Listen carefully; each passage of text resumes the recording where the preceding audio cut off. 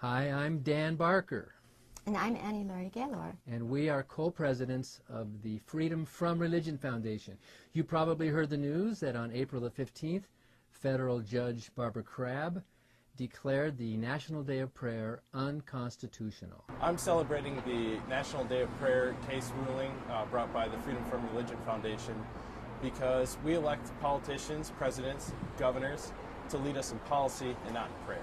I've been thinking for a long time and wondering why we have to turn over our courthouses and city halls and public property to people who want to pray when there's plenty of room in churches and synagogues. They've hijacked not only the National Day of Prayer, but our Constitution.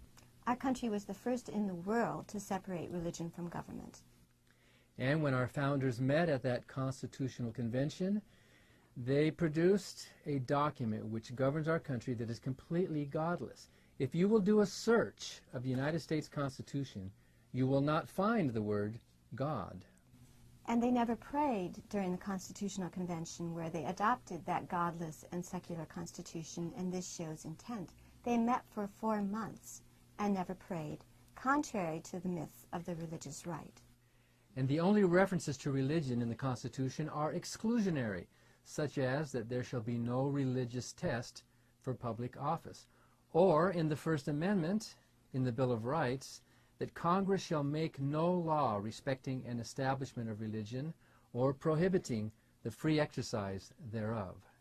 You'll also see the religious right invoke images of George Washington praying in the snow at Valley Forge, but it never happened.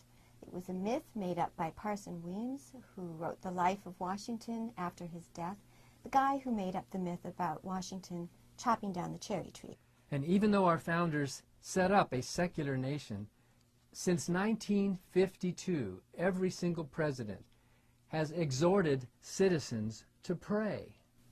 Telling all Americans to observe a National Day of Prayer, telling all Americans to set aside a day a year for prayer, to turn to God to pray as individuals, in groups, and in churches, is wrong. It's unconstitutional, and it excludes the 15% of Americans who are non-religious, who do not believe in a God, who do not believe in a God who answers prayer.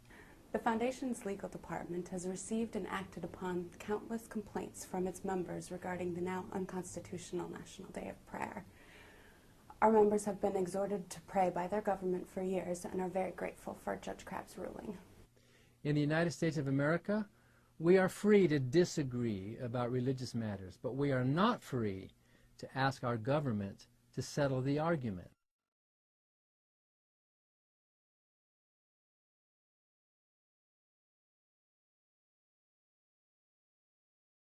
I think very importantly it's respectful of the rights of those who do want to pray, which they have every right to do, but more importantly it's respectful of the constitutional rights of those who do not want to pray.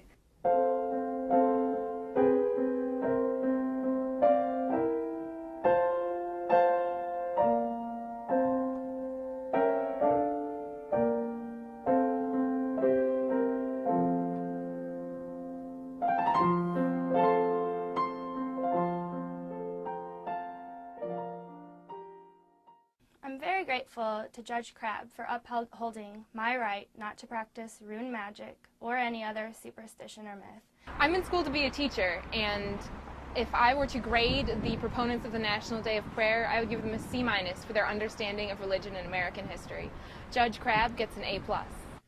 You can help us preserve this victory. Go to our website, join the Freedom from Religion Foundation, sign our online petition, donate to the legal fund. Freedom depends on free thinkers.